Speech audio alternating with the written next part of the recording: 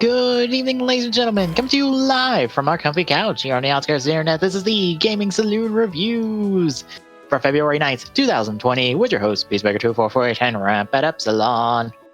Hi. We are here to talk about a movie. Oh boy, are we here to talk about a movie. Yeah. But before we get to movie Tyson Genesis, we got to talk about the latter half of the Ghost episodes from last week since we didn't get an opportunity to. Yeah, So how do you feel about them? About the more or less, I guess, the Boost two-parter, kind of?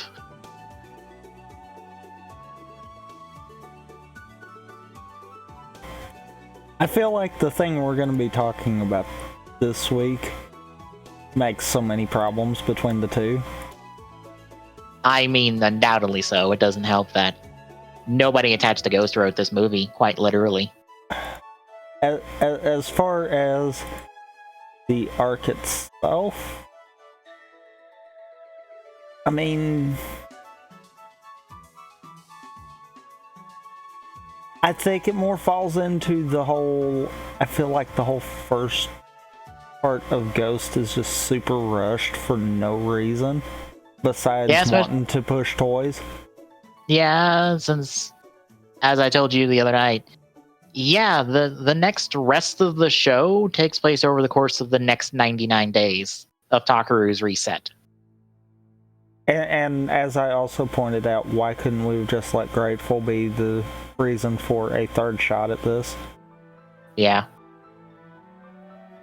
Or, in my opinion, not do it at all and just be done with it and move the fuck on. Well, I guess because of the way the show treats Boost as him getting a second shot at it, I guess I can understand doing the 99 days again. But like I said, if we're treating it as such, then maybe why not have Grateful be the reason for the next extension? And maybe have it set up so that Grateful removes the timer altogether? Because I feel like that would make more sense. Yeah, I don't know. I feel like just Takaru's dad saying, "Here, have my power," should not give him the reason to just be like, "Oh, poof, the time limit's gone," because it's still another life. Yeah. Whereas with Grateful, it's the combination of all the heroic icons, so maybe their power is the reason to make it go poof. I could see that working better. Yeah, I don't know. I don't dig the whole let's go 3 more months across the next 8 months of the show. Yeah. It's about that long, isn't it? More or less, yeah. It's like, I don't like that because that just feels wrong. The only exception to what I've said is one episode, which is literally the last episode, and that is the pre-Ghost X8 crossover. Much like the pre-Drive Ghost crossover that we got at the end of Drive. That's the only episode outside of the 99 days, and I don't know when it takes place in relation to the end of that.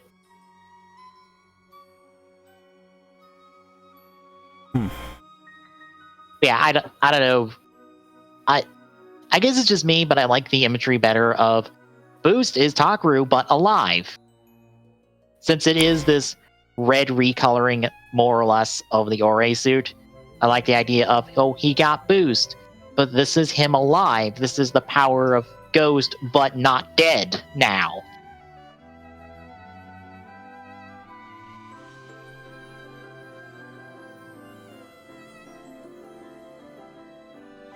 But I see what you're saying. Yeah, Grateful should just go.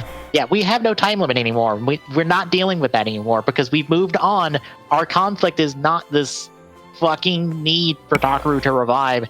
It's against the actual fucking bad guys of the goddamn show. And that's why I kind of feel like that might also be the reason I kind of feel like Grateful should be the turning point, because the original goal was he was to gather the 15 icons to make a wish. Yeah. Now his goal is to unite the 15, which gives him Grateful. Yeah. So that's why also I kind of feel like that should be the turning point, because right now the focus is on the icons, not the gamma. Whereas I'm sure it probably happens before, but I have to think that post Grateful is when they were going to shift to the gamma being the focus. Yeah. I mean, you've seen more than I have, so if I'm wrong, feel free to correct me, but from what I'm seeing show-wise, that's the flow that I feel they were going for. I think going forward into Grateful, it's more or less we're dealing with Alan as he's the front head of the Gamma, because he's the only face of the Gamma we really have that our cast interacts with.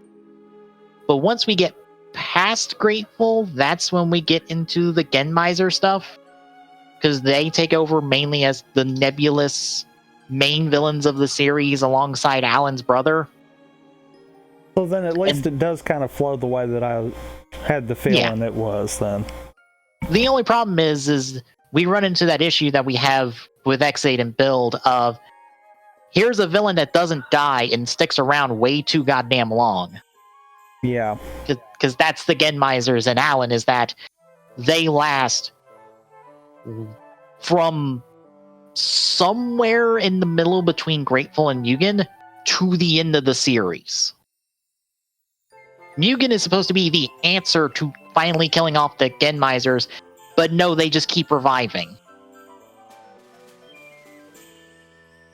And unfortunately, we pull Makoto into this for really stupid things that end up getting retconned in Rebirth, I feel like. And this, but that's the future. That's the future of this fucking show.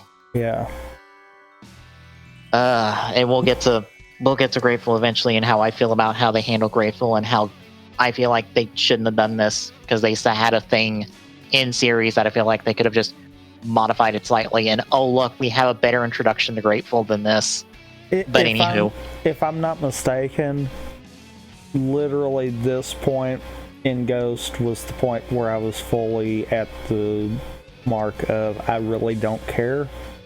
And I think I did watch up to Grateful, maybe? Because I feel like I remember seeing the debut. But at the same time, I don't remember much between Boost and Grateful, so... I'll be honest, I know the icon introductions between Boost and Grateful. And I know Grateful's introduction. I don't quite remember shit between Grateful and Mugen outside of, oh look, this one guy who appears in a Garo show playing the exact same character he does in Ghost is here as a villain for a little while. And then like Houdini possesses some girl for a little bit, for like 2 episodes, because that's the plot. And I remember Mugen's debut, and everything past Mugen is either something I watched that I can forgotten about, or I secondhand read in terms of what the fuck was going on, or just inferred through previews. See, if I'm not mistaken, Mugen's debut, I think you showed me the debut of it, but that was it. I had no context around it because I'd done dropped the show by that point. Now I'm trying to remember, was it the CG debut or the actual suit debut? Because there's technically 2 different debuts for Mugen. I don't remember which one first, I think. The silhouetted CG debut then. Because we didn't get the full suit until literally the episode after it technically debuted. Yeah. Fucked up, isn't it? I mean, I'll probably know when we get to it, kind of deal. Yeah. But, yeah. It's one of those cases of... I think physically that I could say I have at least watched the episode does not necessarily mean I remember it. Yeah. I think after Grateful is where that's going to start coming into the I've not seen this before. Yeah. I think the only other thing I remember really post Mugen is I am Edison, bang, bang, bang. that is the only thing that is very clearly in my head is I am Edison. Oh, which is Edison in his like not the actual ghost parka form, but like a physical suit, shooting his gun at one of the Genmeisers, just shouting I am Edison, and that's all of his dialogue every time he shows up. Well then. Yeah, there's a reason the show is kind of better with the parka ghost and stuff later on, is because they get physical suits and they get to do fun stuff with people we've hired because they're voice actors we know, I think, because I'm sure a couple of them are technically the Imagine voice actors. Probably. Since they're just always on the payroll. Yeah. But anywho, we gotta talk about the present. In the past. Because we have to talk about Kamen Rider Cross Kamen Rider Ghost in Drive Super Movie Tyson Genesis. Or technically Cho Movie Tyson Genesis. It's a super one. Because this one drops the 3-part gimmick from the previous ones and is just one continuous story. Unfortunately, it feels like we only got part of it. So, about that. But this is more or less a precursor to the Heisei Generations movies by literally 1 year, because the first Heisei Generations movie is after this. Yeah. But debuting December 12th, 2015, our writer is Makoto Hayashi, who did exactly 0 Toku-related things besides this movie. 0. Nada. Nip. None. He is mainly a drama writer for TV. And probably movies as well. I guess I can kind of see that then. Yeah. Every single continuity problem we've had is now completely explained by the fact of no one wrote this that's attached to Toei in general, really. You know what's bad, though? I feel like, in all seriousness, especially because, you know, the thing that we actually questioned upon initial watch of how did Krim wind up there? I think actually everything can be explained for the drive part. Like, in a fashion that it would work? Question mark? Yeah, drive like, feels... There is a little bit of a... but I think as far as for the time it came out, that would be fine. Yeah. It's the ghost part that completely craps itself at every turn. Yeah. It's almost like the guy probably got 0 notes on Ghost and 0 idea what the fuck's going on in the show. No, you know what notes he got for Ghost? Use any amount of icons up to this point. Yeah. And I mean exactly how I said that. Any amount of icons up to this point. Because literally that happens. Yeah.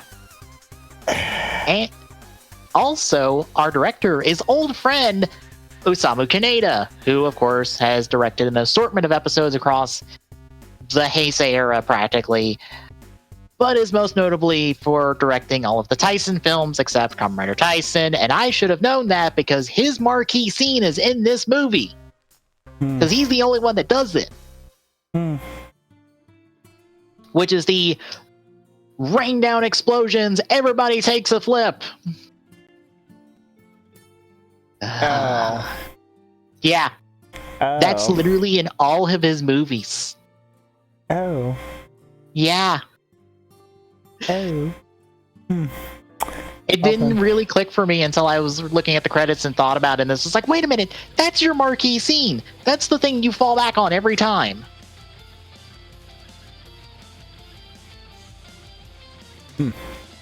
Yep. So, how do you feel going into this movie? If it's not abundantly obvious. Because of remembering everything, I'm like, oh boy. Yeah. Also, I do want to mention, we were talking about this. I believe it was yesterday, wasn't it, when we were talking a little bit about it? Yeah. The Tut icon, I believe, actually could be in his possession and not Inspector's, because we never see that form. Yeah. I think it legitimately could be in Takaru's possession at that point. Just quietly got slipped into Takaru's pocket, like, at some point by Makoto, because it's like, I'll borrow this real quick.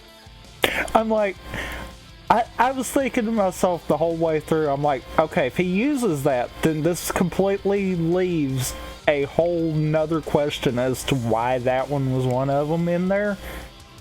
But he never uses it, so technically he could have it. To be fair, that's what's weird, that is the one piece of continuity that actually could work. To be fair, Drive gets more form changes than Ghost Inspector put together in this fucking movie. Yeah. Like, Tamari gets to run through almost all of his form changes, but Takaru gets to use, like, 2 icons. Yeah, and it's Musashi and Billy the Kid. Yeah. And that it seems weird, too.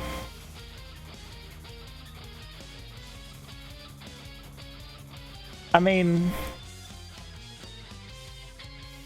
yeah, actually, that would be weird. Mm-hmm. Like, all the way weird, because that would be the first one he gets, and the last one we see that is used to make boost. Yep.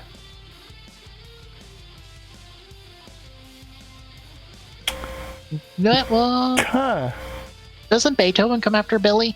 Nope. I don't think. I thought Beethoven was the last one of his main ones. If it is, then the Writer Wiki has it listed inverse. I might be misremembering which episodes are in which order. But I'm thinking... Yeah, because he didn't actually make Billy the Kid. Yeah, no, Silent... Yeah, oh no, so yeah, that was the last one. Yeah, he did use it. He got it after Beethoven. Right. No, numerically they're out of order. Okay. That's what's confusing me. Beethoven numerically is after Billy. Okay. Because on Grateful, the order they're listed clockwise, that's the numerical order. That's how I always remember the icon numbers, or all the icons is in that order. So I just default in going, oh yeah, Takaru got him in this order, right? Almost. Yeah, almost. We had a little hiccup there. Yeah. and makes me wonder if that was intentional. Probably. It might not have been. They might have whoopsed.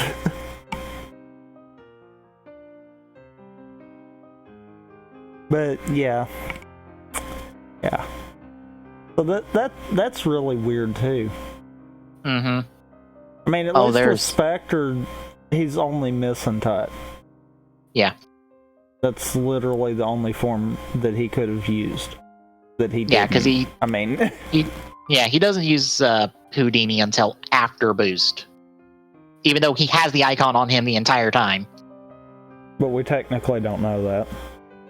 No, we do know that, because we clearly see him with that icon in the show. He just doesn't use it. Well, then they just don't draw attention to that then. Yeah.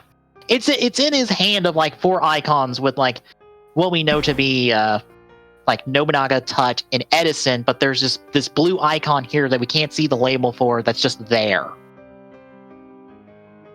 You find out later that it's Houdini, but it's just like, he has this blue icon that we don't know what is, but it's one of the 15, obviously.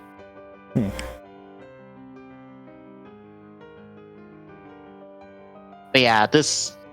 I just remember this movie as, this is a continuity clusterfuck, and I don't really remember much else about it besides that, because I don't think this ends up being that interesting of a movie. I mean, not really.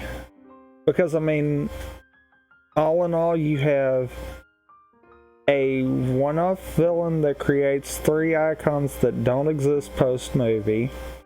Meaning there's nothing that actually changes there. And also, those icons are not the technical icons we've seen in series. They're Genma icons for some stupid reason.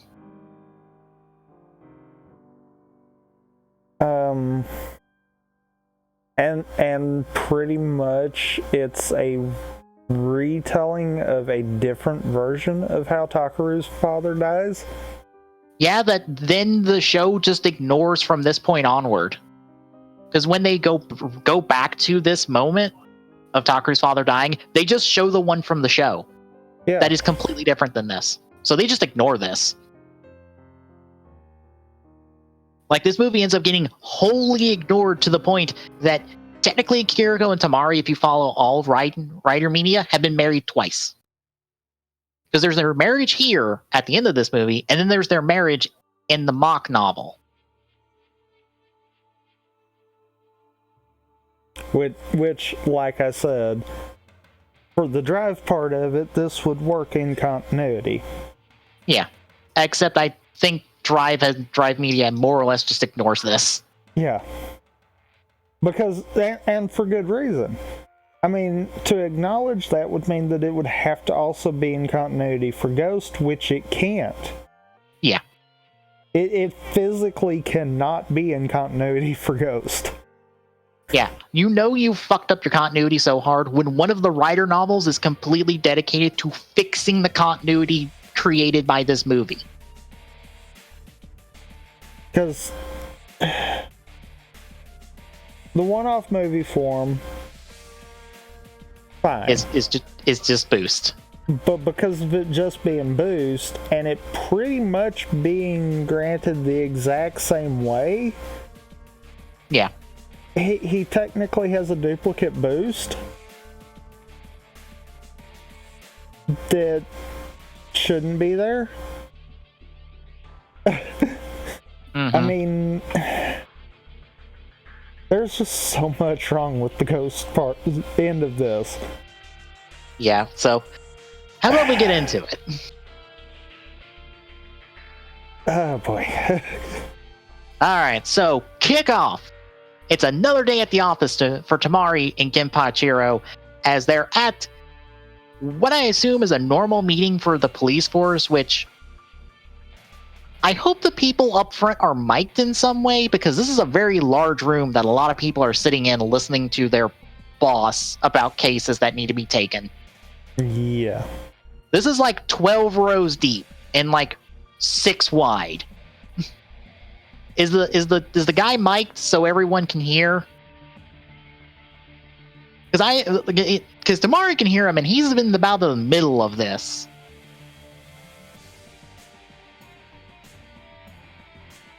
So yeah, we get told that there's a serial murder case going on, and Tamari passes on this because he doesn't feel like taking cases right now, because he's got other things on his mind.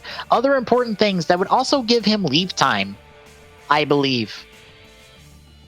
So why would he go and take an important case? That part feels weird to me. Yeah. So after not taking the case, Tamari heads to the bathroom to wash up, clear his head. And this is where we get a flashback to the end of the show with Hart dying. Just to kind of recap, this is what happened at the end of Drive, in case you forgot. And it's been 3 months since then. Which actually lines up. Yeah, I was about to say, I didn't double check how that lines up with the Drive Ghost episode. I forgot to check that. Okay, it doesn't truthfully with the Drive Ghost episode, but with the actual ending for Drive, this almost lines up exactly 3 months after. Okay, yeah. So, good on them. I'm more or less just going to accept the fact that the Drive Ghost episode has been completely ignored, and that is part of the proper timeline of events. And every time Tamari and Takaru acknowledge that they know each other, it's from that one episode instead of this movie, which is the truth, because they act like they've not seen each other before, even though technically they would have. Yes, anywho, like that is the one problem continuity wise with the Drive part of it. Mm-hmm. The one and only continuity issue. Yeah. But yeah, on top of all of this stuff, he's also complimenting him proposing to Kiriko because he's got a ring. So that's on the table. And keep that in mind, because we will come back to that. Yep. But as he leaves, speaking of Kiriko, she shows up to arrest Tamari like normal and bring him in for a special case. And as we see, that case will involve a series, I guess, of midday smash and grabs by a Genma that Takaru and crew are unable to stop because Takaru doesn't stop talking to him long enough to actually fight him, and he just gets away. Which is normal. Yep. But after we see all that happen, we come back to our good Chief June's office, who's now the director of something. I don't know of what, but he got promoted to director. I think, didn't it say at the end of Drive, but I don't remember now. Probably. I should have watched the last episode of Drive to be like, okay, where the fuck is the entire pit crew at the moment? Because most of everybody except for one person gets to show up in this movie for any reasonable amount of time. Yeah. But he points Tamari and Kiriko more or less to the events of Ghost, of all the paranormal events that are happening, and they are off to go investigate it. And Tamari takes this because he's not going to spin his wheels for very long in this movie that we have just been reintroduced to him. So, meh. So Tamari and Kiriko head off to Daitenku Temple. They get the information from Inari and Akari about what's going on. They kind of don't buy it because Inari tries to go hit a Genma that he tries to sense and doesn't sense it. Which, as we see later, that is apparently a thing that someone can learn to do, but we don't get into how.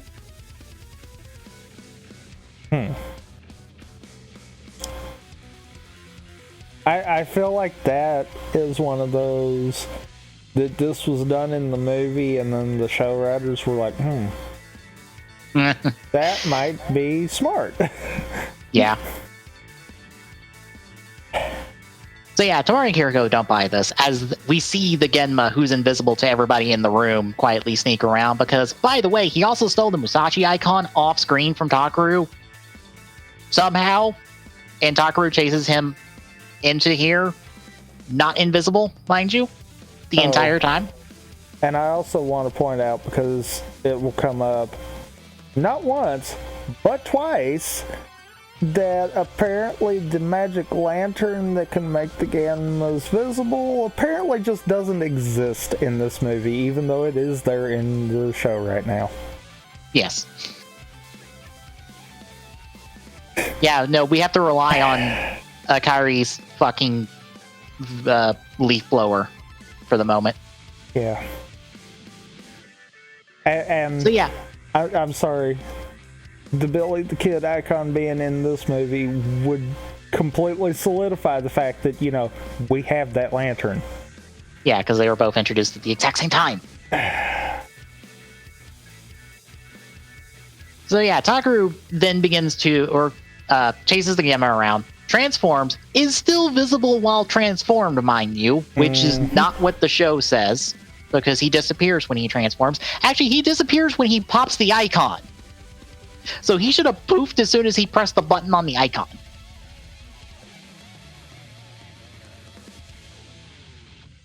But no, he's visible and going around trying to smack the Genma that no one else can see. So Tamari and Kiriko think he's fucking crazy and is responsible for the cases because they have no reason not to, I guess.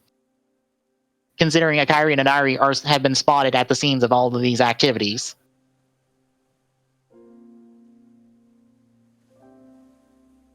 So Takaru's doing a bad job fighting the Genma until Go just randomly drives onto set. Somehow on a place that is elevated by stairs. Because reasons. Go, where did you drive in from?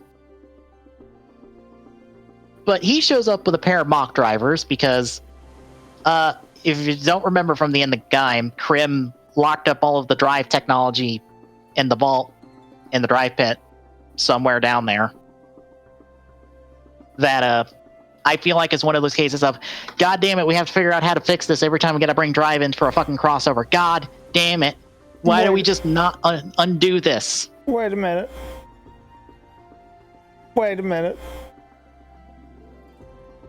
There is more continuity issues.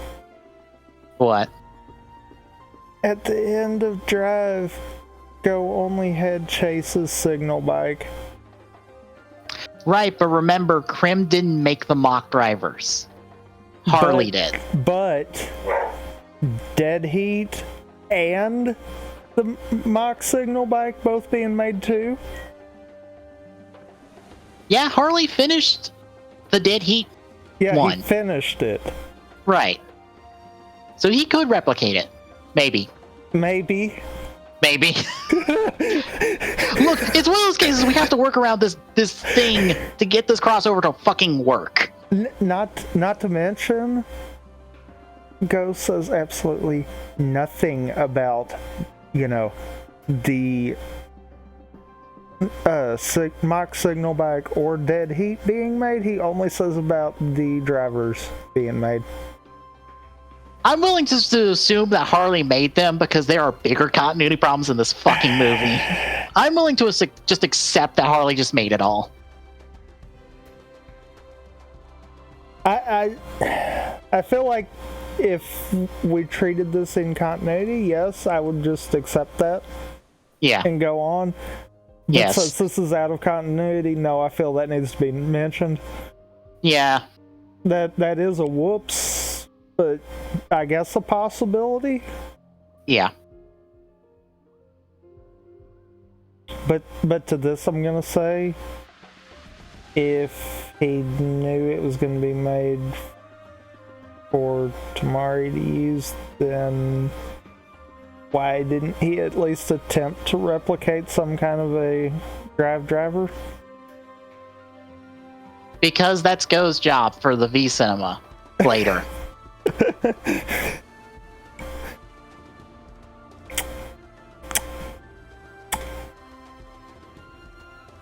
Anywho, Go transforms in the mock, and he proceeds to fight Takaru, because, again, remember, nobody in the scene can see the Genma, so he's fighting Takaru. And then Makoto shows up, which, if you're watching this at the same time as the series, you're probably very confused on why Makoto doesn't want to kick Takaru's ass, because, this kind of debuts at the time where his allegiance is questionable. So he just shows up, he's starting to fight Go. Tamari transforms, he's transforming in the drive Dead Heat, not mock Dead Heat, even though he's using the mock driver, because, fuck it, I don't care at this point. Because, suits are designated by the user, not by the driver, I guess. More or less. I guess Tamari should just be glad Go didn't toss him the wrong mock driver. True. Okay, wait, there we go. That's it. That's it. The mock drivers are designed that way. Because, Harley was smart enough to be like, okay, Tamari's probably going to use this. Let me make sure it works for him. Yes. Because as weirdly enough, as established in the fucking Surprise Future movie, Tamari just can't grab a mock driver and just use anybody's form. It won't work for him. Because Because he tries to transform into Chase's rider form and it doesn't work. Yeah, I forgot about that. Yeah, I just remember that. I'm like, projects him. Yeah. And that is Chase's mock driver that he's using for that movie. But the mock driver wasn't the problem, it was the signal bike. Yeah. So then maybe the signal bikes are determined based off of the person, and since Tamari can use the dead heat signal bike, that's why it gave him drive dead heat instead? Probably. Like, that could be the theory behind it? It's weird that you can go this long about it on a suit that literally only exists for this one scene. Yeah, because Mach don't even get to use it. No, Mach does get to go dead heat, doesn't he? He goes dead heat later. I didn't think he did. Yeah, he does. He goes at the end. Oh, yeah, he goes dead heat at the end. That's right. Yeah. He goes dead heat at the end for like 12 seconds. Yeah. And then is rendered useless for the rest of the fight because they got it. I don't need to do anything else. Yeah. Anywho, Tamari's in dead heat, and they all just kind of like clusterfuck together into a dog pile until Kairi reveals the Genma with her leaf blower and is like, punch him! He's the bad guy! And everyone's just like, oh, he's it. Yes. Oh, shall we rider kick him? Yes. And then the four of them proceed to rider kick his ass into oblivion. Question mark. Yes. Considering we keep seeing the Genma superior suit, which is the suit we're going to be seeing a lot in this movie, and there's no distinction between them, they could all be the same fucking superior when we get to it later, for all I know. Yeah. Especially because of what I know about the Genma and how they operate. It could literally be the same person, even if they blew him up. Well, and the thing that happens later with... I guess I'm fine to say it. Later with Da Vinci. Yep. I mean, the thing he pulls later, that I more than lean into, this is probably the same one. Yeah.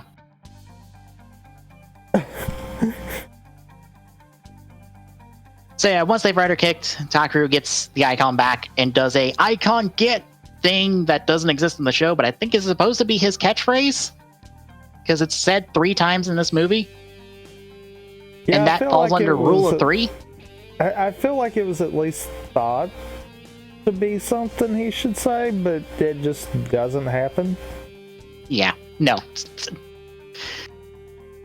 Either that or maybe it was something that his actor thought would be something to do, and then he even was like, nah. Maybe. Who knows? But now we get the title card. So yes, folks, we just spent, I think it was like 10 minutes before we got title card. This is all prologue for the movie. None of this is main plot just yet. You say that like there is main plot? Yeah.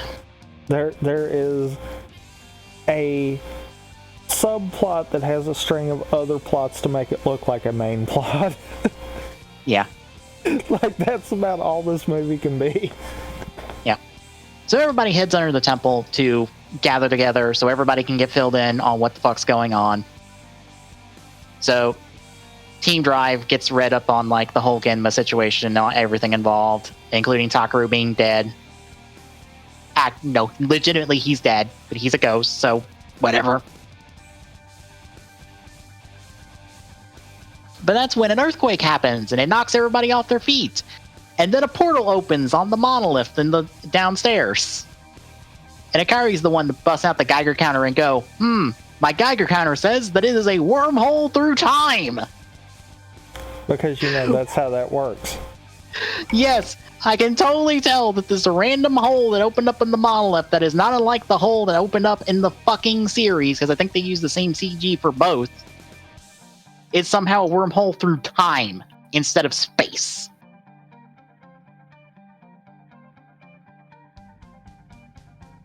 So yeah, eventually we see that Takaru's father is in the hole-ish in a silhouette, and this draws Takaru in.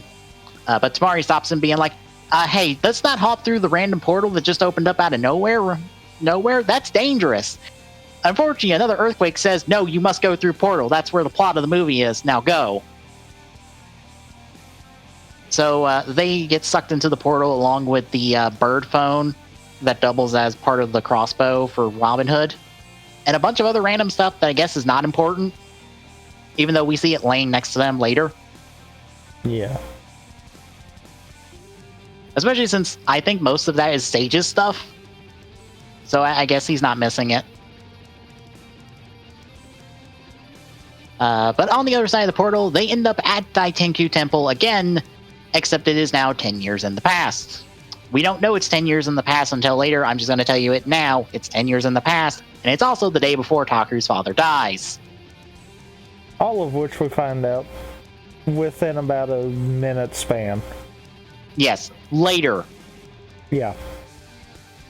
So as the two of them get their bearings, Tamari feels like someone is watching them, and he goes over to a random bush, and he just finds Krim in belt form at the temple.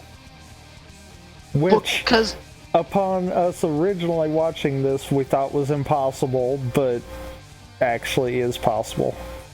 Yes, because Krim is dead 15 years from Drive, which puts him dead in 1999 instead of 2005. For reference, the past here is 2005.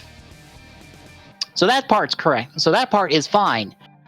The other problem here is, where the fuck is Chase? Where's Chase? He should be alive and with Krim and acting as Proto-Drive.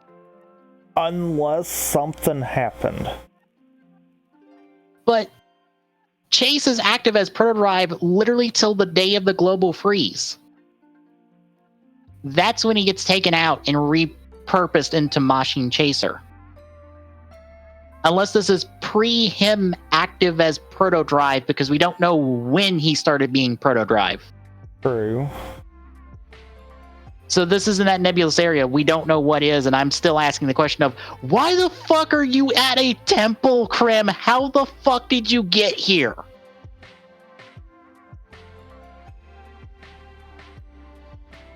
What is happening? There are questions here, but we are ignoring them, I guess. Because I can't think of a way for that to work necessarily, unless it was something off the wall that wouldn't be a thing that we would be able to know from the show, kind of deal.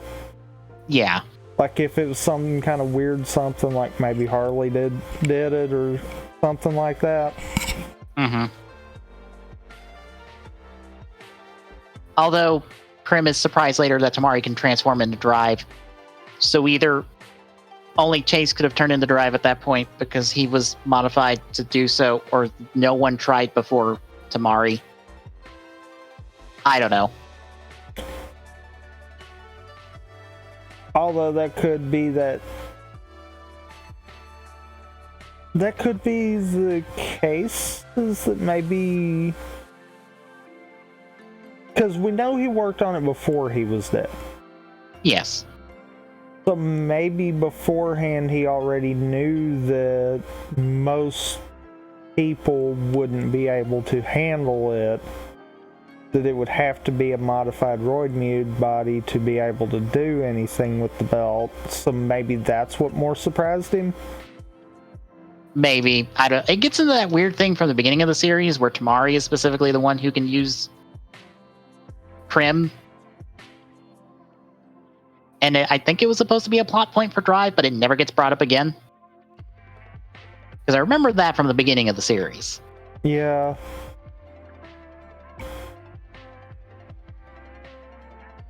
But anywho, Tamari just takes it, and putting on the belt also gives him the shift brace. Bear this in mind, whenever he's wearing the belt, he has the shift brace on.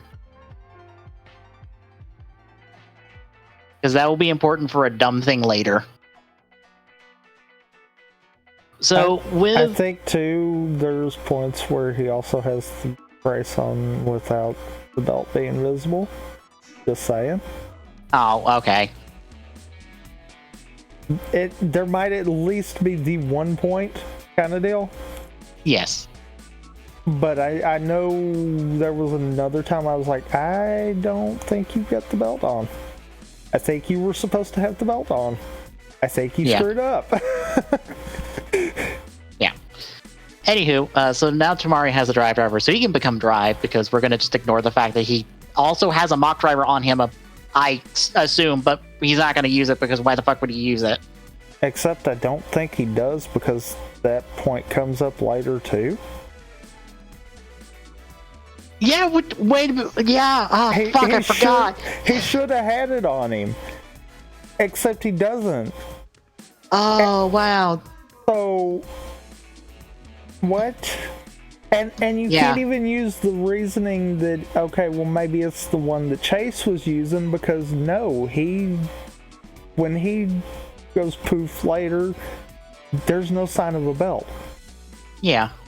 So no, the one that Tamari had literally went somewhere. It went somewhere in his pocket that we... for fuck's sakes. God, I didn't even think about that. Ah, damn it. Okay, anywho. So Tamari has the belt. And the two of them look around the corner, and there's Tenkuji Ryu, Takeru's father, cutting wood. And Takeru tries to go talk to him, but Tamari's like, hey, we are in the past. Probably. I assume. Maybe we shouldn't go talk to him. Maybe we should figure out what the fuck's going on first and, like, play it cool. So they try to go back around to play it cool, except Ryu's right there looking at them. And you're like, well, where? I think Tamari at least could piece together that it was in the past, because I believe he was also told that Takeru's dad was dead. So, you know, the simple fact that someone that's supposed to be dead is standing in front of you, we are not in our time. Yeah. So Ryu's there staring at them, going like, what the fuck are you doing here? Axe in hand, mind you. And Tamari's just like, we're aspiring ghost hunters. We're here to apprentice under you. And I was like, okay, I guess you just saved yourself for a half second there. So Ryu decides to put them to the test and have them, I guess, meditate where Takeru normally does. And do I find this weird? I'm like, doesn't Takeru sit like that all the time when we see him meditating? Why is he worn out by this? It wasn't because he was just sitting there. I think they were getting pelted on the shoulder the whole time. And they just kind of cut most of that. Yeah, I thought it was weird when I saw it, because I'm just like, don't you meditate like this all the time? Because when I was watching it today, I was like, that does seem weird, why? And then when Takeru's dad smacked him on the shoulders, I'm like, I bet that's happened the whole time they've been sitting there. Probably. Okay. That makes more sense. So yeah, they end up failing this because they are not focused and calm-minded, so they get pelted and are worn out by this. But this is when baby Takeru and baby Akari wander into the scene at 9 and 10 years old, respectively. I only know Takeru is 9 because they can mention that later. And since Akari is a year older, that puts her at 10. But anyway, they're here because Takeru says, hey, we're going to go to a museum and totally not break into it. Not that far. But they're off to go do something, and his dad's like, okay, fine, bye, kids. But after they leave, this is when Ryu senses the Genma, because he can do that. And he tells our riders, we're done for the day, bye. And he just leaves. So we catch up with Akari and Takeru. Baby Akari and Takeru, mind you. I'm going to keep referring to them as that for simplicity's sake. They end up visiting a museum that is closed, but they break in anyway because they're kids. Also, Akari can see the goddamn Mona Lisa on display in this empty-ass museum with nothing else in it. Mm-hmm. Okay, first of all, this is the Mona goddamn Lisa. That shit's under heavy guard 24 hours a day. B, what the fuck else is supposed to be in this museum in this empty-ass big goddamn room that they walk into.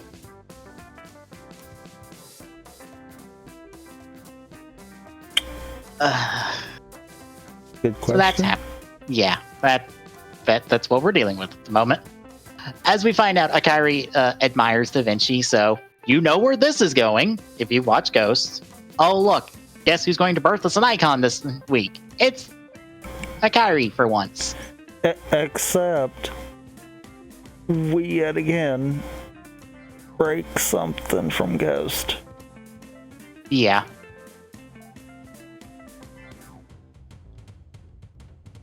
I just have to shake my head at how many times we break something. Someone must have Ghost.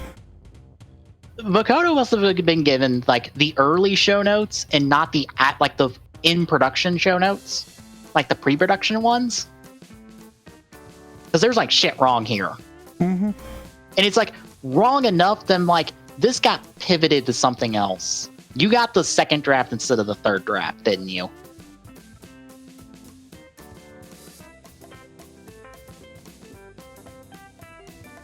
But anywho, there's a Genma hovering around them, plotting to do a thing that we normally see the Genma do. But we also see that apparently Takaru doesn't want to become a ghost hunter because he doesn't like it, and he would rather die. Irony, I know. But Yep. Also, does it feel weird that Takaru feels out of character? Like baby Takaru feels out of character from the flashbacks we've seen of baby Takaru from the series? Kinda, yeah. Because, I mean, and I find it funny because Tamari made a point to kind of mention about how he seemed to be a little brat. Yeah. It's one of those, yeah.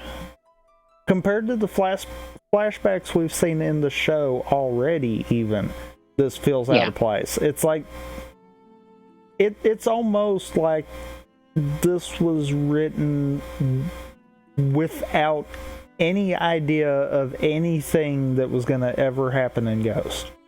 Yeah, that's why I say it's the pre-production notes and not the production notes, because things got changed.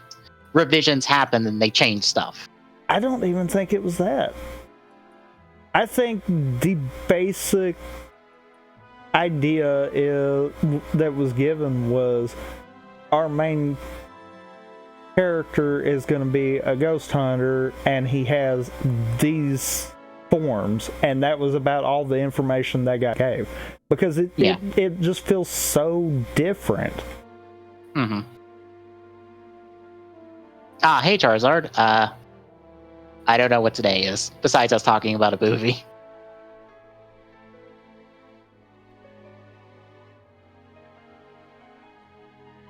Oh, it's your birthday. Hey, congrats, man.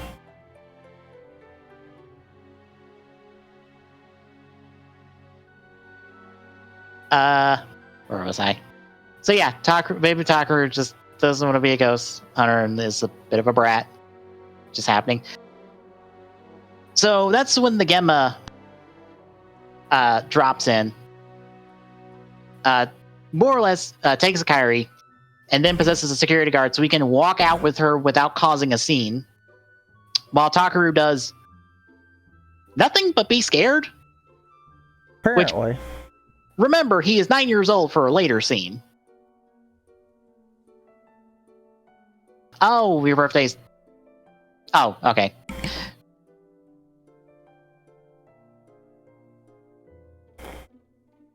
So it's technically Monday, not Sunday. Boy. Well, it's technically your birthday for me, not for Tommy. He's still a time zone away. Or an hour away from it. Yeah. So yeah, this is when Ryu cuts off the Genma. And with nothing but an axe, mind you, because he's technically not a rider, even though he identifies both Takaru and Tamari as riders. For reasons we will never get to. Because they don't exist in the movie. Except they exist in the novel, because guess who is a rider in the novel? Who? Ryu. He's dubbed Zero Ghost in the novel, and I guess he has like a modified version of Boost. Like how we'll see in the Solo movie, Makoto's father is Zero Spectre with a modified Spectre suit. So yeah, Ryu proceeds to fight off the Genma, rescues Akari, like shoos her off to the side while he continues to fight the Genma. Until it goes Raphael, not that Ninja Turtle, unfortunately. Even though same color. Yes, and several other references you can make with this movie. But when this happens, Tamari and Takaru show up to help.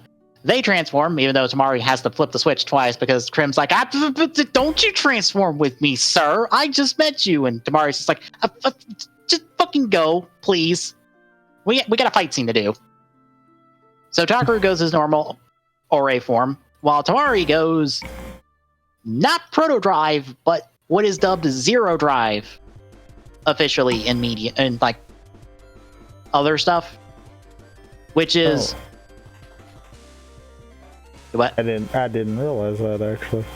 Yeah, it's dubbed. Yeah, it's never said in the movie, but I know from outside media, like figures and stuff, this is called Zero Drive, which is just a black version of Speed with the Proto Drive wheel. Because that's the actual drive helmet, which makes me go, wait a minute, what? You downgraded when Chase goes whatever.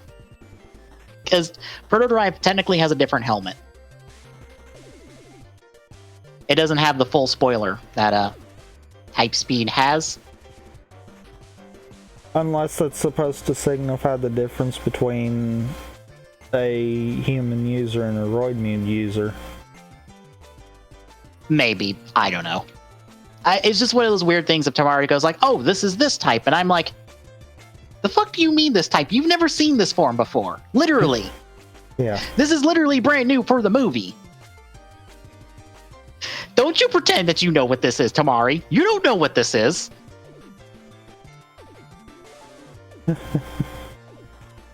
Anyway, so with Akema in Raphael mode, or in Raphael Parka, I guess, our writers have to do most of the work. But it does open up for Ryu to get the kill, as he's the one, again, with nothing but an axe, to kill the Genma. To blow him up. With nothing but an axe. Normal human, mind you. But I guess this is normal for him. I guess. I don't know. Maybe. I don't know. But this is when Takaru gets the Raphael icon, which, again, just to reiterate this Raphael icon is not a standard icon. It is the Genma icon that is not compatible with the Ghost Driver in any feasible way. As we find out later. Yes. You literally cannot even slot the damn thing in.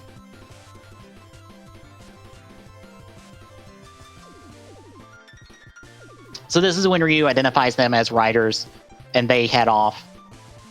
But we cut back to the present, where Rina has been called in from the Drive team. So she gonna help Akari make a thing to open a wormhole to get the guys back. Because that will work. And that is the plan they have landed on. Wonder how many times they had to spin the ideal wheel for that. Yeah. Anyway, they start to work on this, only for a wave of the heavy acceleration. I forget what it's actually supposed to be called. Fuck. What is it actually supposed to be called in Drive? Because I honestly do not remember.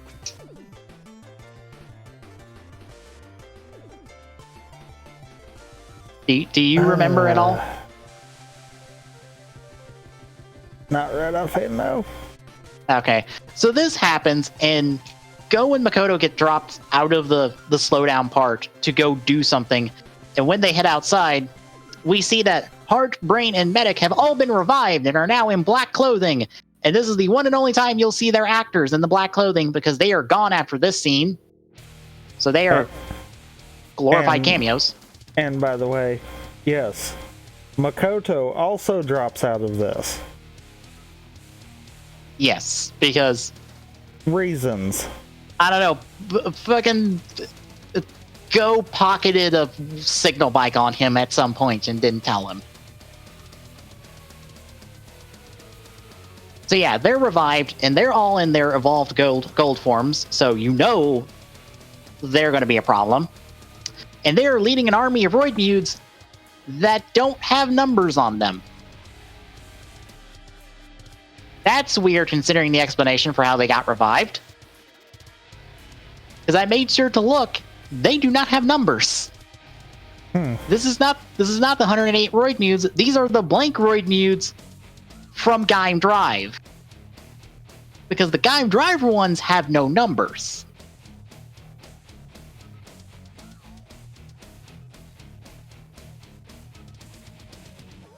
So we see the start of the fight, but we don't see the rest of the fight because we cut back to the past, where Tamari and our double Takarus are bonding over a bath that Ryu is using an actual fire to heat because he's old-fashioned that way.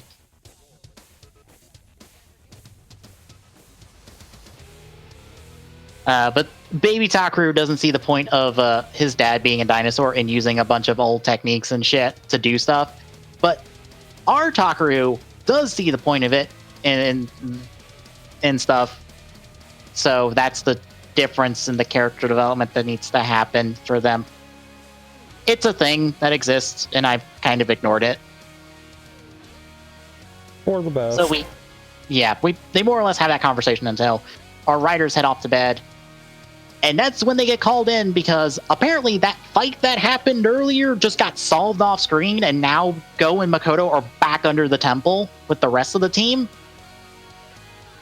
So don't ask me how that fight got resolved. I don't know. It just did.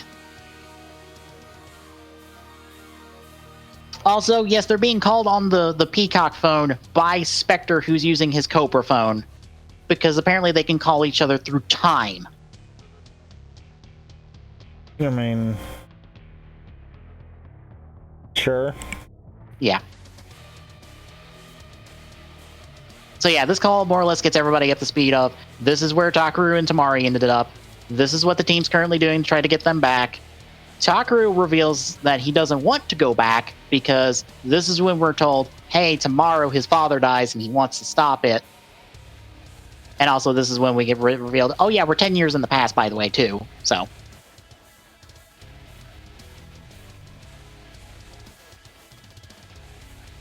that's the more or less end of the conversation there, and we cut to the next day as Takaru flashes back to when his father died, and it wakes him up. And Tamari is like, "Oh, your dreams about your father? Well, I lost my father too when something like this," and tries to impart some wisdom about I don't think you can stop this. But it's interrupted by Baby Takaru running in and going, by the way, Dad's gone. Because as we see, he's off in the forest with another Genma? Or the same Genma? I don't know. I'm just saying the same. Probably. But he's kidnapped Kairi. Yeah, he's kidnapped Kairi again.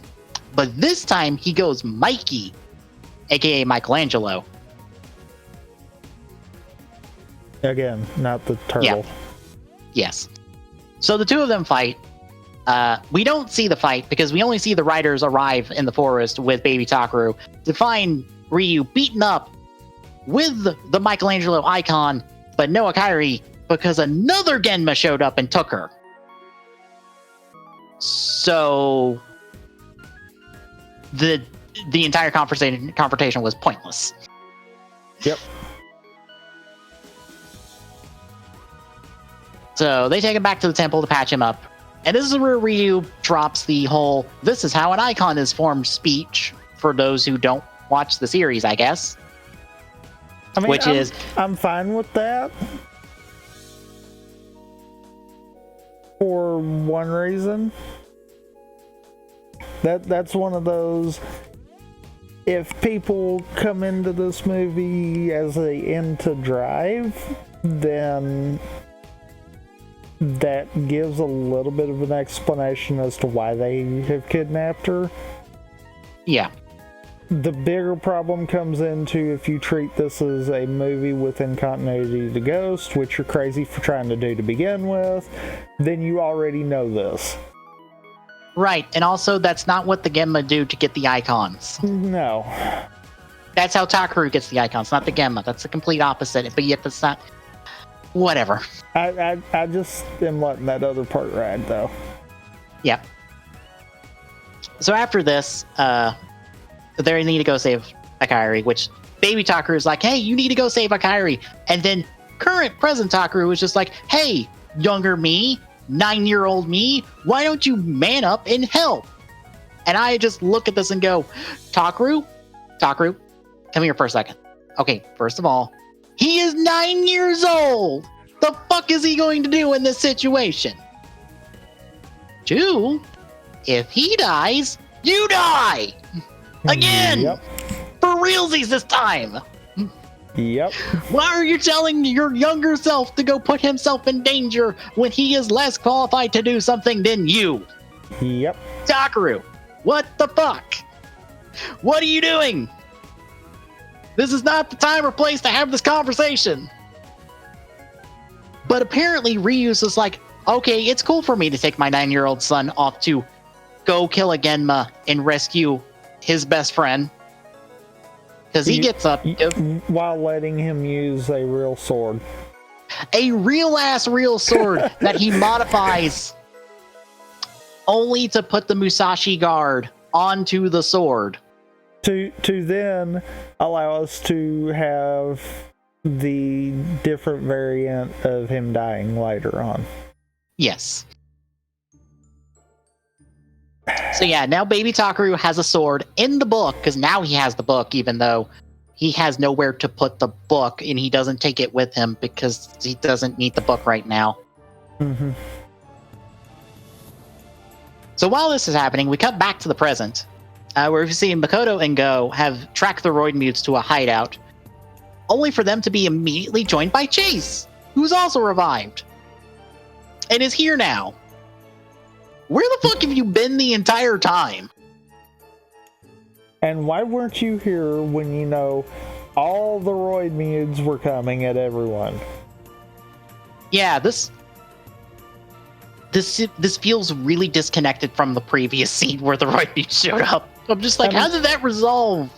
And why are they here? Wanting to do a surprise entrance kind of deal. Yeah. Because that works for that, but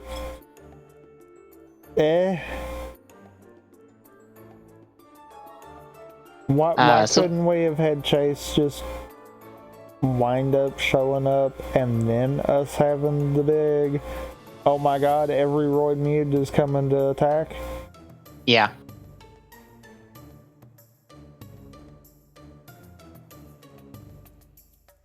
So yeah, now that Chase is here, the three of them see the main 3 Roid Mutes, the 3 revived Roid Mutes, and they transform to fight, only to be stopped by Da Vinci showing up and being like, no, you shall fight me! But then, this is when the Chief shows up to remind you, by the way, I was also a writer in Drive, so I transform into Kamen Rider June, and is immediately jobbed out by Da Vinci in one shot, and is apparently murdered. Yep. So, we smash cut to back under the temple for a funeral for the Chief, and everybody's emotional and stuff about this, only for Chief to just wake up and pop up and scare the piss out of everybody. And the only reason I can enjoy this scene is if you pay attention to Chase, he immediately, without hesitation, puts himself between the Chief and Kiriko and Go, and is literally pushing them back and putting himself between whatever's happening with the Chief and them.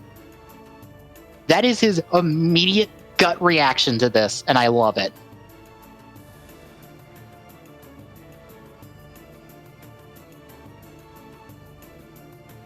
Like, he knows that Go's a rider, but is still trying to protect him.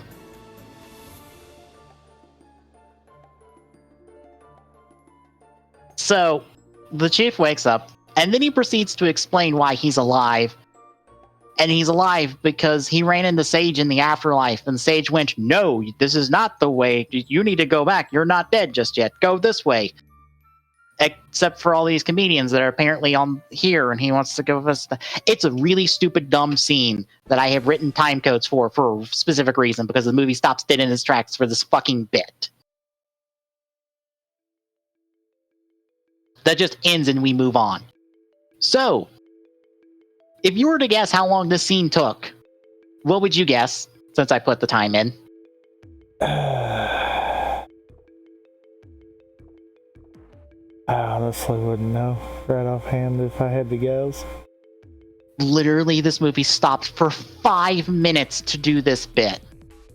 5 whole minutes from June walking on set to when Makoto gets the call to progress the movie. 5 minutes of us stopping cold for this. For two people to fanboy about their favorite comedians, I guess. I don't know. It's pointless. It's an entirely pointless scene. Mm-hmm.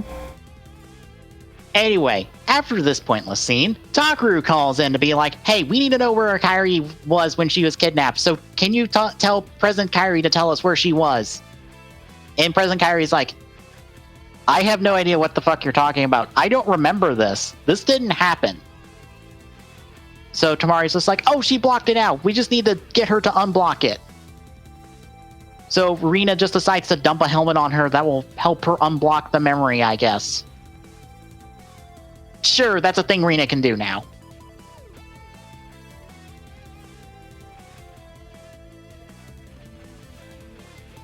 So while that's happening, Tamari tells Ryu and baby Takaru, "Oh yeah, we're from the future, from 10 years in the future."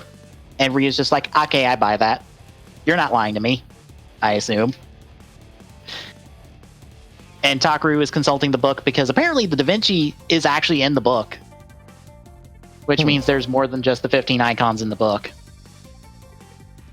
So he's consulting Da Vinci's entry and is trying to figure out like what's going on with Da Vinci and stuff. And this gives Takaru the idea of, what if we send the icons we have to the present so that they can use them to blow up Da Vinci? Which is apparently their thought process. So they decide, okay, we'll bury them in the back room. That way the people in the present can unbury it because it will be there 10 years later.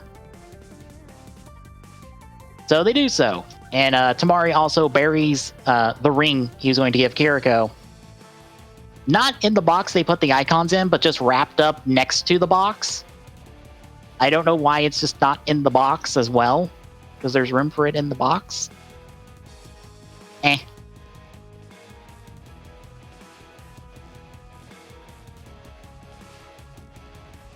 Still with me?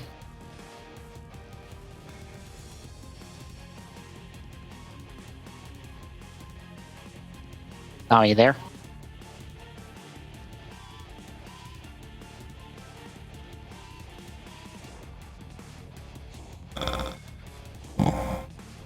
Ah, dang it.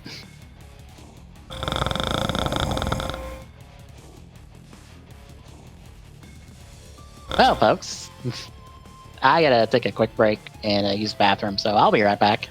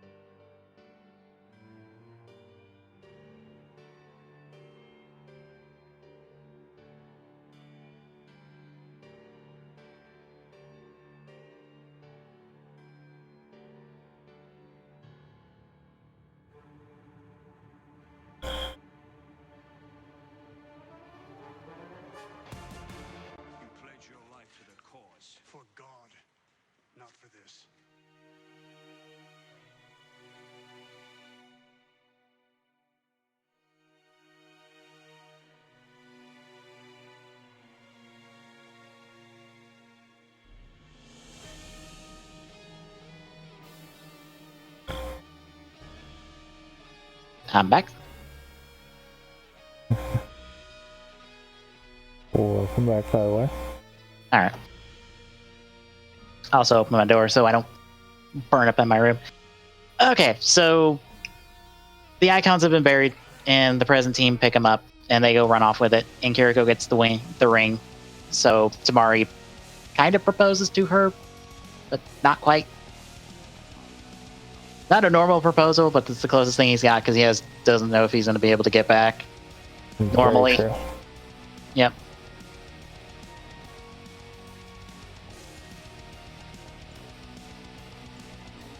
So the riders in the present head out with the icons to go try to beat up Da Vinci, while Ikari points them to a church.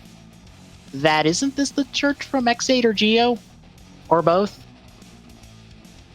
I want to say it's the one from X8. I think you're right, but I can't remember right offhand. I don't think it's the one from Geo because it's not as fancy as that one, but I want to say it's the one from X8. But anywho, on the way to the church, Tamari tells Ryu, yeah, maybe be careful today because you're probably going to die. But we cut between this and our present riders beating up some goons on the way to try to go beat up Da Vinci and the Roid Mutes. So we're going to cut back and forth a lot, so I'll try to sum it up as best I can. But at the church, our two riders in the past find Ikari tied up downstairs, and the Gamma has already summoned the icon through Takaru's means instead of his means, so Ikari's not dead. So, Meanwhile, back with our present riders, they finally get to fight the main villains, and Makoto tells Mach to go do a ghost change with him with the Genma icons. Which that's not how that works. That's not how Mach works. Mach can't do that. What makes you think he can do that? Yes. So it fails, and they get their asses handed to them, and I believe the icons get taken from them by Da Vinci. And Jace decides to chime in and be like, it didn't work because you didn't know anything about the people and those icons. And I just looked at that and go, I don't think that's how that works either. Like, that can work for Takaru because he's got a book on that shit, but I don't know if that works for Makoto because I don't know if he knows the first damn thing about any of the icons he uses.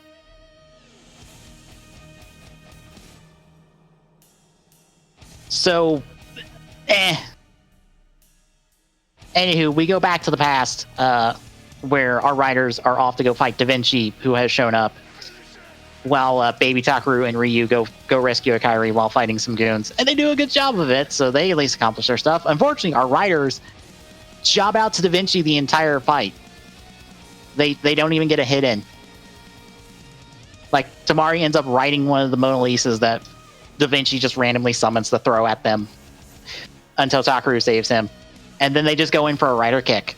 And then they kill him. And that blows up the Roid Mutes and the Da Vinci in the present. So, hey, the day's saved! It feels so much like the action in Ghost. Of just like, it's a race to the finish.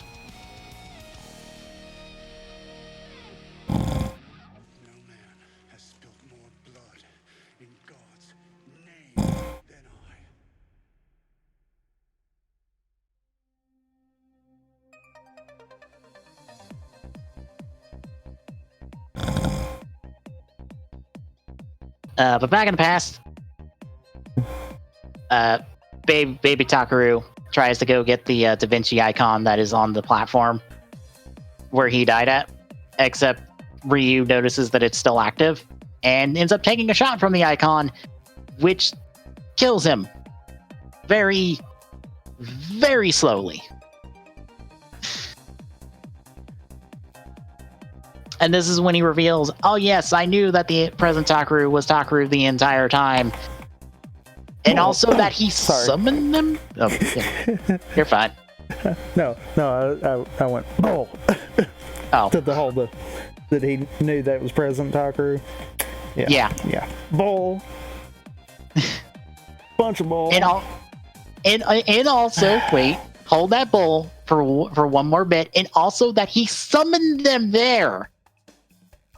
Honestly, that one I'm not calling as much bull. Okay. That one I'm like, sure, whatever. So yeah, this is when he opens a portal on his own without the monolith to send them back because their role is done. Which I guess was just to help him blow up Da Vinci? Or to help him die? I don't know. I don't know what they were supposed to do that they accomplished. If it was they needed to accomplish being there, then I guess check. I mean, yeah.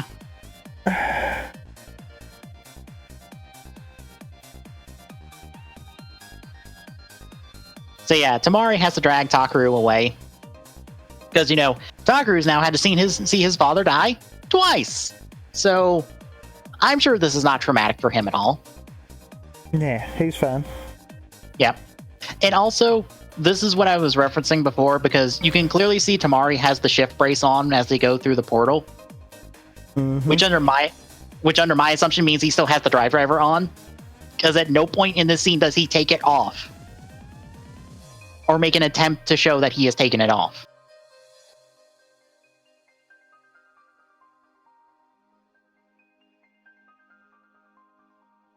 But no, Tamari doesn't have the driver in the present, so that happens.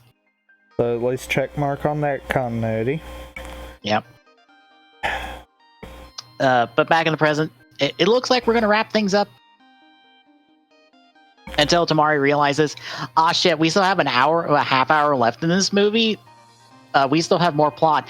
Da Vinci told us he was going to see us again, right? Shit, he's not dead, is he? Fuck. So this is when Onari arrives and just goes, by the way, there's a bunch of Genma at the front door saying that they want to fight. Quite literally at the front door, because they just go out to the steps and it's just like, there's Genma over there in that quarry that apparently is right next door to the temple. Yeah.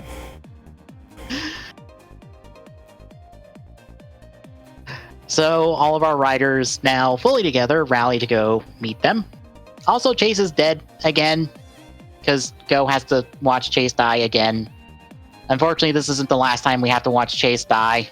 Thanks, Gio. Thanks for doing this again for nothing. I mean, third time's the charm. It was, you just do it once. You think it's... Mm-hmm. Anyway, at the quarry, Da Vinci is there because he wants Takaru's heroic icons. Just Takaru's heroic icons, not Makoto's. Or, I guess, technically, Saionji's?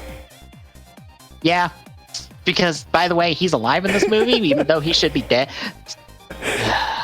Anyway.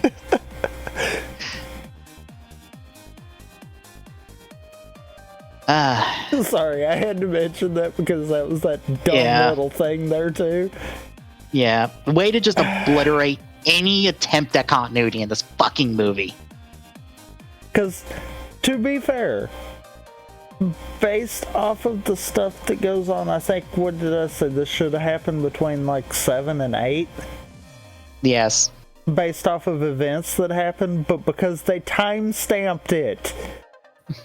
If they didn't timestamp it,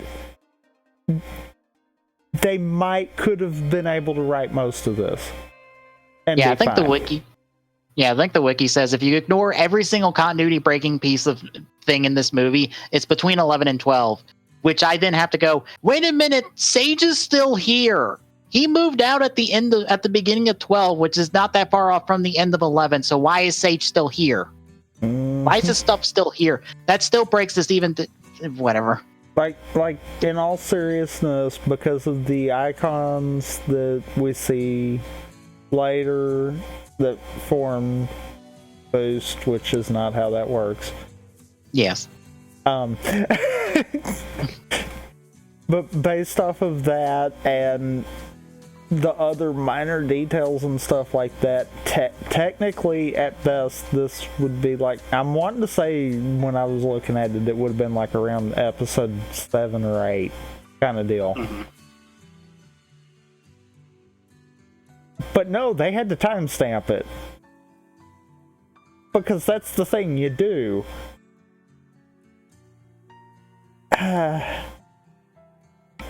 Oops.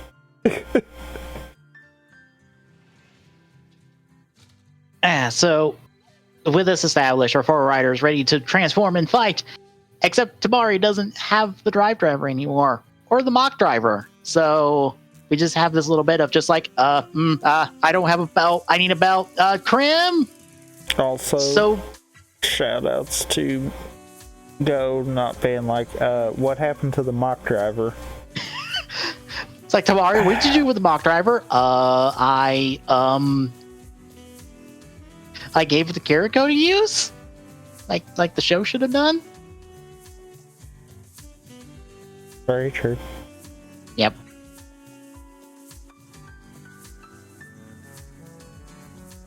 So this is when Crim, with the Trideron, come busting out of the ground. So he can be delivered to Tamari, being like, I knew I would be needed 10 years in the future because. Reasons. So Tamari can now become proper drive. So our 4 riders proceed to fight the bunch of goons and stuff. And in R3, I have listed here something TMNT reference. I've got no energy at this point to make up one. Because for those that don't get it, Leonardo da Vinci, Raphael, and Michelangelo, that's what the 3 turtles are named after. There's no Donatello in this movie because technically he's not a Renaissance painter. So it would technically be inaccurate to have Donatello here for a fourth Genma. Technically. Unless you were being just blatantly making a reference. Yes. So while our riders are fighting, this is when the supporting cast gets to come in. So Onari, Ginpachiro, and Kiriko all get solo fight scenes, while Akari and Rina get to team up and swing sticks at people. It's at this point I had the thought when I was initially watching this, does this feel like someone trying to do a Sakamoto-style fight scene, but not get any of Sakamoto's style or energy? Probably. Because I felt that in this and a bunch of the other fight scenes where I'm like, you're trying to be like Sakamoto, but it's not working. Except I don't feel like this was fully that either, because we didn't literally use the entire toy box. Yes. Well, I also meant it because like Sakamoto is the only one that ever really gives the supporting cast any type of actual fight scene. Like, I almost feel like this was more of a trying to create their own flair kind of deal to it, but it didn't work as well. Yeah. More so than trying to imitate. Because, like I said, we didn't see the entire toy box. Mm-hmm. So we cut to Spectre and Mach as they have their solo fights against the other 2. Mach goes Dead Heat to fight his. Spectre goes Nobunaga to fight his. Mach actually just ends up kicking his off a cliff and following him down, which is kind of nice. But Spectre just shoots his. So not as interesting. But Tamari and Takaru are fighting Da Vinci.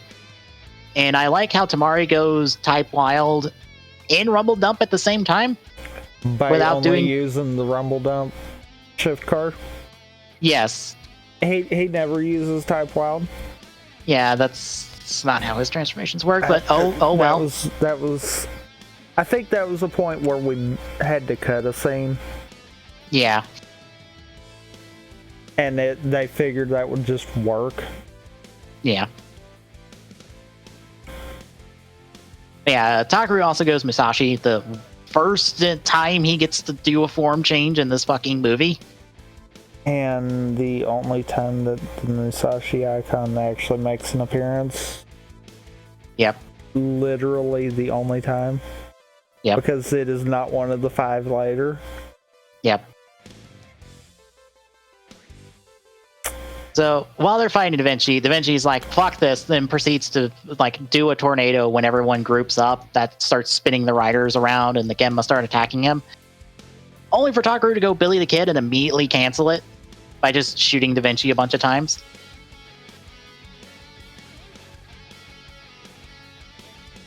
But after this, the 3 Genma end up fusing together into the big CGI monster we usually get for an in-the-movie fight scene.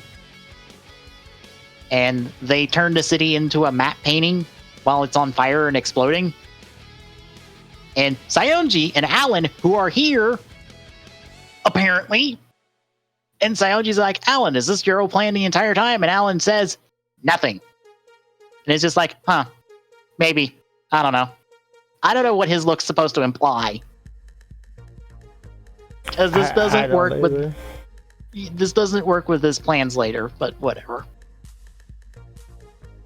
So while everything's exploding stuff in the quarry, everybody takes a flip because that's Osamu Kaneda's signature. And Tamari goes type formula to try to fight it, while Takaru is being crushed in one of his hands. So Takaru really helping by at least keeping one of his hands busy.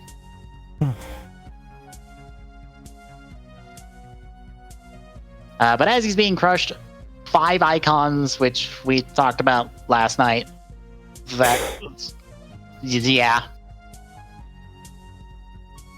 that kind of don't work.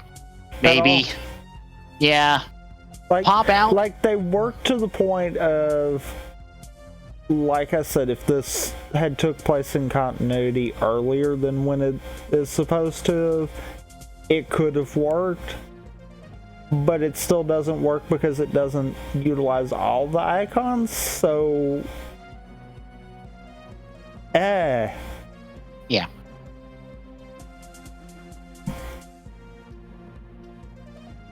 But yeah, they end up summoning the spirit of Ryu, which then turns into the boost parka.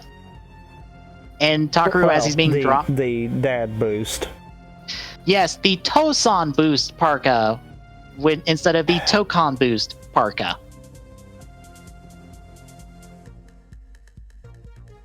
And you can really tell by the ADR that this is super added into the transformation because it sounds so different than everything else. Mm-hmm. So Takaru gets the icon and he goes, not boost, because it's not boost, it's the other boost, except it looks like boost. But whatever. So Takaru in boost, and Tamari, who now goes Trideron, they end up summoning the Iguana Striker and the Ride Boosters from Drive, and they fuse together so the Iguana Striker can fly, and they can go damage the monster. And they do so. And they end up doing a big old cross slash finisher to end it, with Krim in the middle deciding to congratulate Tamari on his wedding, even though he hasn't had a wedding yet. And how the fuck do you know about the proposal? This is weirdly time for you, Krim. What the hell? Why are you saying this?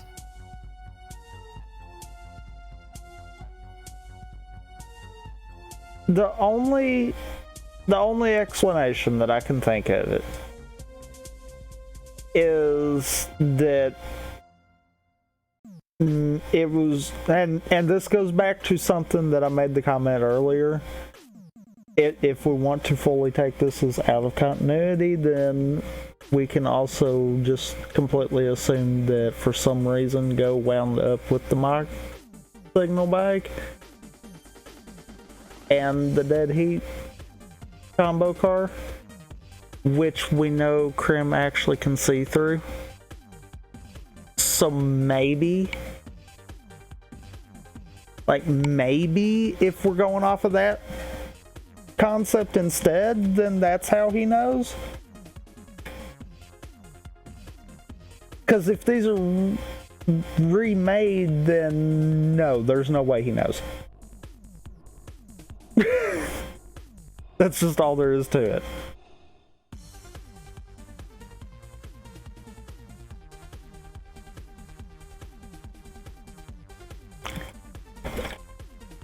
And I feel like Discord broke. Damn it, Discord. I knew it. I was saying just like Tamari is mid-slash when Krim says this, and I'm just like, Krim, why are you saying this in the middle of an attack? Yeah, like that is the wrong time to say that too, but why aren't you waiting until after the fight? You heard what I was saying though about if we assume that these are the actual stuff. Yeah, it's just like that's the only way, because maybe a replica would be able to still be used by him as far as for eyes. But because it's never established, I don't want to say yes on that. Yeah.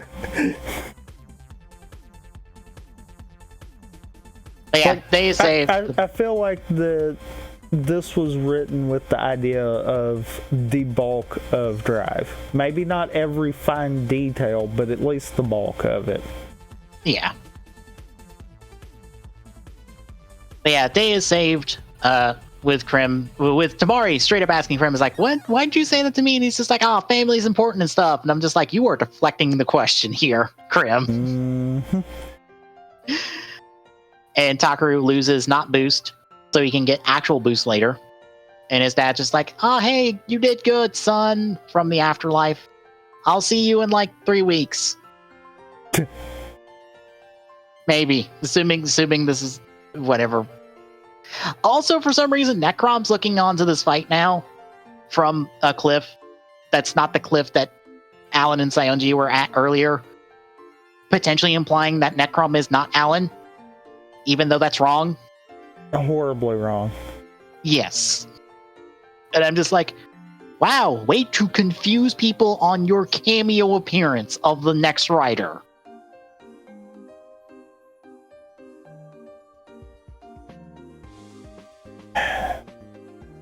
So, to wrap up, we're back at the temple where Takaru is just like, I lost 3 icons, no! And I'm like, you should be more angry about this, because you're about to be dead.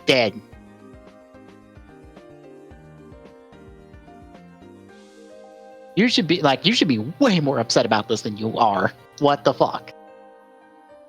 Either that or, now would be the time for someone to, pop in and be like, those aren't needed. Those don't count. This means nothing. Yes. But this is when Akari shows up with Takaru's old journal that mentions the events of the movie to be like, oh, this was always meant to be and stuff, whatever. I don't fucking care. But we cut to Tamari. Meant to be, so we completely ignored in the show going forward. Yep. But we cut back to the police headquarters where Tamari takes a case and he passes Kiriko and she shows the ring and is like, oh, she took the ring. They're going to get married. So as the credits roll, we see their marriage and everybody's in attendance, including the one person from the Drive Pit crew that did not appear in the movie earlier, the tech guy. He's at the wedding, along with the entire Ghost team and a bunch of other people that I wouldn't be surprised if someone told me that some of the production crew were here for funsies. Because there's like way more people here. Yeah. But no Krim. No one with Krim on their waist. And I am sad about that because I'm like, oh, come on, Krim. You went back in your bunker before they got their marriage. Come on. You can at least stick around for like 2 days until they get married. And then you can go back in your bunker. And then like a year later have Kota show up, poof into your bunker and be like, hey, you're needed. Boop, come with me.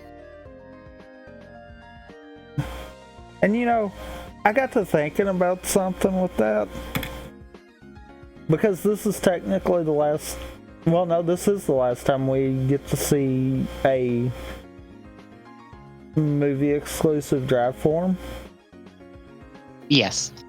The only drive form that isn't essentially a weaker version is type fruits. Yeah, pretty much. Every other movie exclusive drive form is a weaker version. It's like, a weaker. That is funny. Yeah, it's a weaker mishmash proto drive form. Yeah. It's so funny that most of the time the movie exclusive form is the over the top, super powerful for no reason form. And Drive, it's just like, yeah, we're doing the opposite. Yeah. Also, we're not getting a movie exclusive form until we get to Heisei Generations and Respector because, oh wait, no, my bad. No, there are movie exclusive forms in the Ghost movie.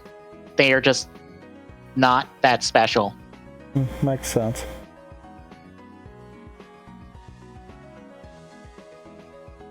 But yeah, as the wedding, Tamari more or less just goes, "Hey Takaru, I'm gonna let you handle the Genma stuff. Not because I can't get my belt back, but because, like, you got it. Bye." And wedding bells ring to send us home. Wow, this movie is kind of boring. Mm-hmm. Like, yeah, we hammered on the continuity a whole lot, but that's because there is nothing else to talk about in this fucking movie. Yeah. Nothing. Because, I mean, this is basically just the retelling of how Takaru's father died. Like, that is the gist of this movie. Yeah. The Ganma being there, Da Vinci, all that, nah, that's just minor details that help thread all of this together. And that's not good.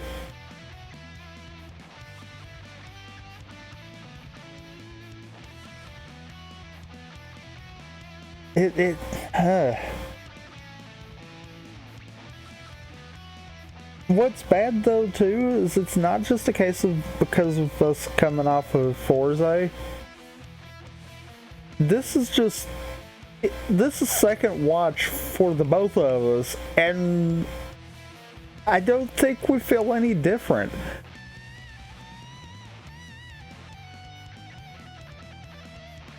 And I'm gonna be really aggravated if Discord did it a second time on me within that little bit of time.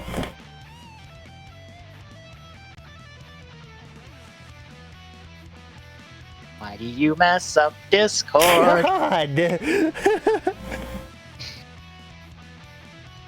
You know, we got really lucky it didn't break on you last week.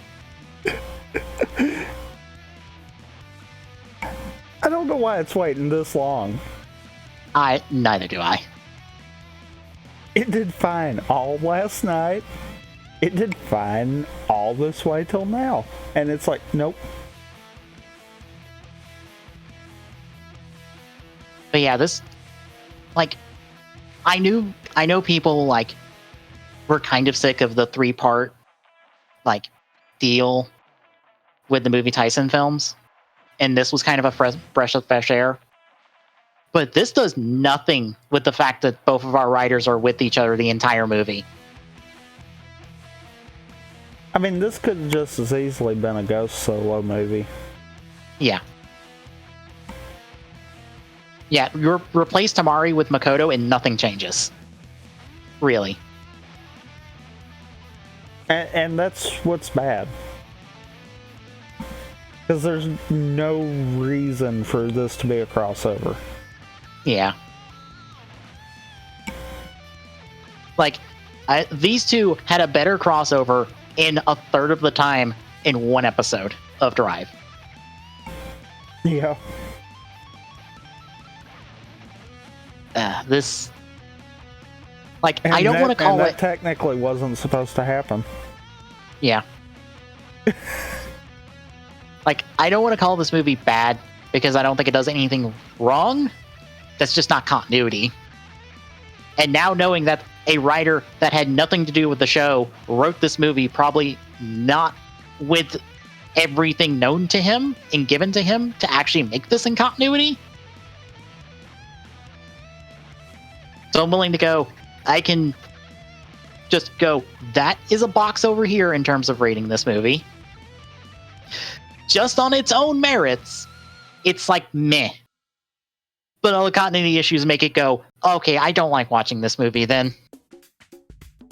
It's kind of bad.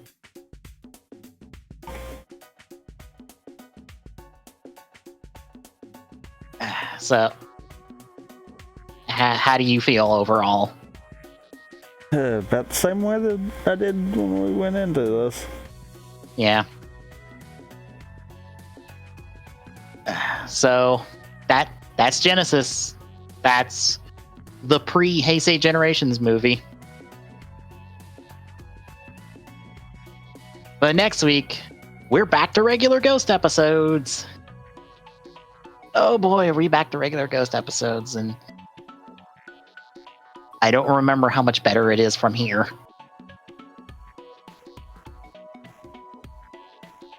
I think we might be on the same level.